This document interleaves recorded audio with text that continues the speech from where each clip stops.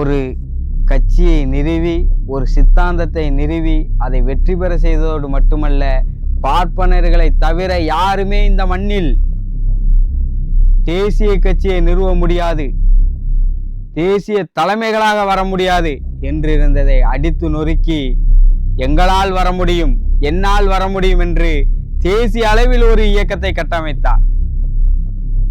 புரட்சியாளர் அம்பேத்கர் அவர்கள் கூட கனவு கண்டார், ஆட்சி அதிகாரத்தை கைப்பற்ற வேண்டும் என்று சொன்னார். அவர் இறக்கும் தருவாயில் நம் மக்களுக்கு தேசிய அளவில் ஒரு தலைமை இல்லையே என்று மனம் நொந்து போனார்.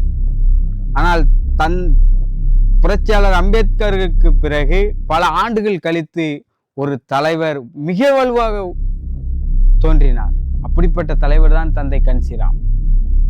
அவர் எந்த மாதிரியான அரசியலை முன்னெடுத்தார், எப்படி இந்த மக்களை எல்லாம் ஒருங்கிணைத்தார், இன்றைக்கும் சொல்கிறார்கள் நம்மளால்